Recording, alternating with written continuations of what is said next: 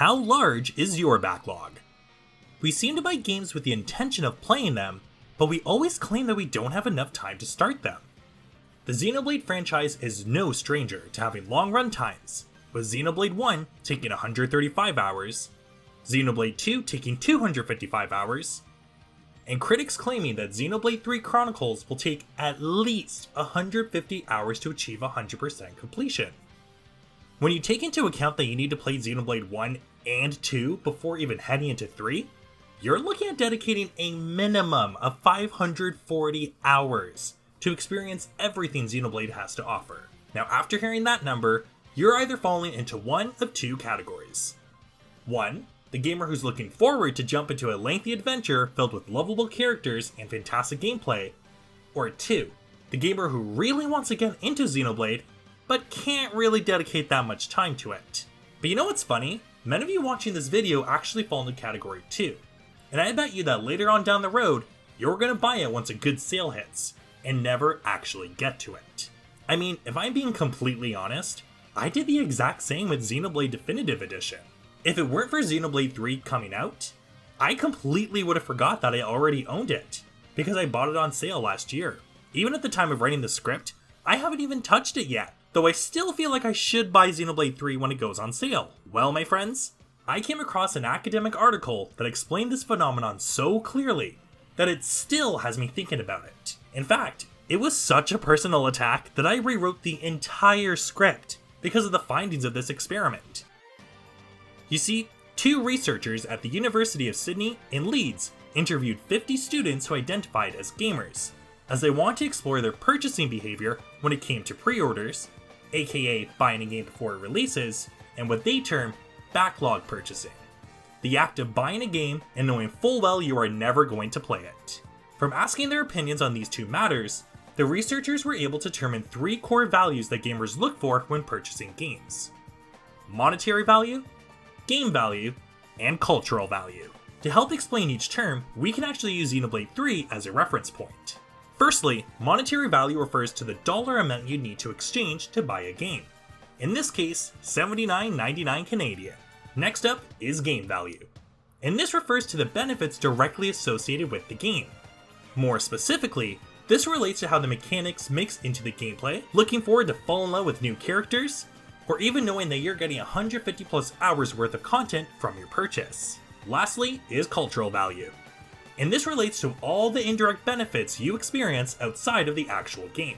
This would include buying it because you want to enjoy fan art or memes that get released for it. Maybe you look forward to talking about it with other Xenoblade fans after. Or perhaps you want to join the hype train because it's trending within the Nintendo community. Whatever your reason is, these 3 values will play an important role when we discuss the difference between why gamers pre-order and backlog purchases. Starting with pre-orders, it is essentially a transaction where you buy a product without even trying it out first. Sure, you may have played Xenoblade 1 and 2 before buying 3, but even then, you yourself has never touched the game before, yet you are more than willing to buy it. You're even dedicated to pay more for a collector's edition. What's interesting here is that whether you pay for the regular game or the collector's edition, you're still buying the same 150 plus hours game at the end of the day. Yet some are willing to pay more for it. If you really think about it, it's a strange phenomenon, because you wouldn't be willing to pay more than the retail price for the same toaster, yet some are willing to do so for Xenoblade 3 to make sure they get it on day 1. In this case, monetary value is considered high while the game value stays neutral in both scenarios. Sure, collector's editions come with bonuses like posters and figures, though none of it really impacts the actual game itself.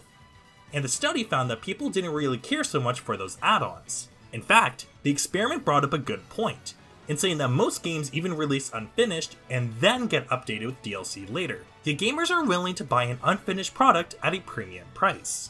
Yet above all else, the true reason why gamers decide to pre-order primarily revolved around high cultural value. The study was able to confirm that gamers in the West overall value ownership over the actual game itself. That being said, the fun doesn't derive from the countless hours you'll log into the game, but Nintendo implements a strategy called commodity fetishism. That is, making the act of buying a product more fun than the actual benefits of the product itself. For instance, when Xenoblade 3 was first revealed in a Nintendo Direct, it had people talking, and people wanted to feel part of that conversation by claiming they were going to buy it. Another example which isn't used as much anymore are midnight releases. Gamers were more than willing to stand outside of a GameStop just so they can get in line to buy a game directly at launch. Of course, buying the game at midnight doesn't mean there's more features added to it, but now you get to claim ownership of an experience and say, hey, I was there right when it launched at midnight.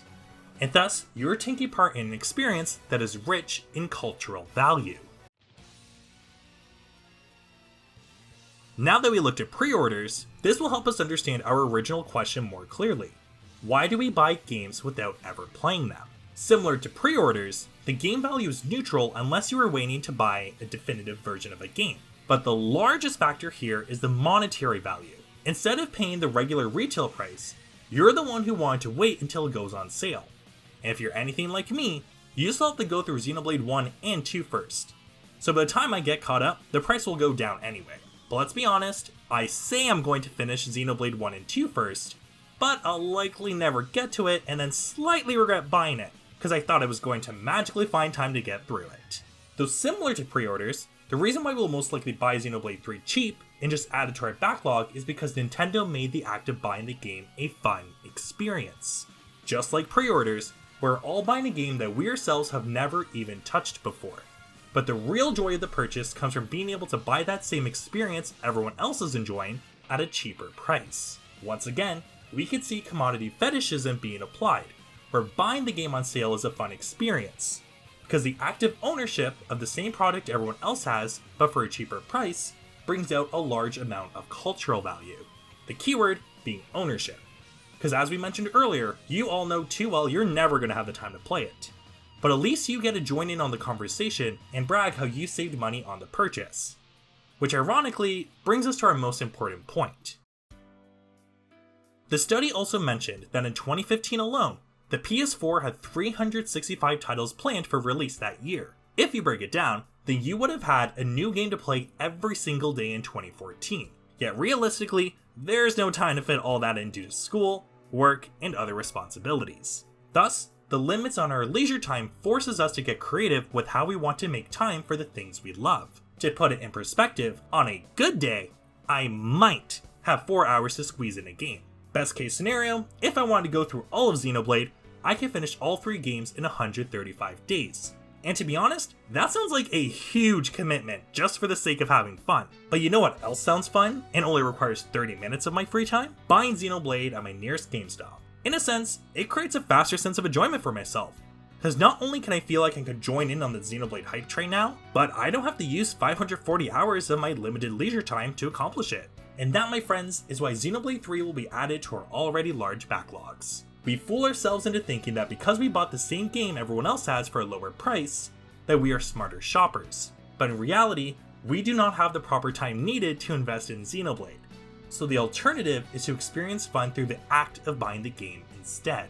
Essentially, we're not adding games to our backlogs, we're adding experiences. Despite the world trying to pull us away from the hobbies we love, we buy these experiences as reminders of the communities we still want to feel a part of. Hopefully you were able to take something from this video, and now you might reconsider buying a game when it goes on sale now. But let me know in the comments, are you planning on buying Xenoblade 3? If you already have, how are you enjoying it? Until then, thank you so much for watching, and I look forward to seeing you again.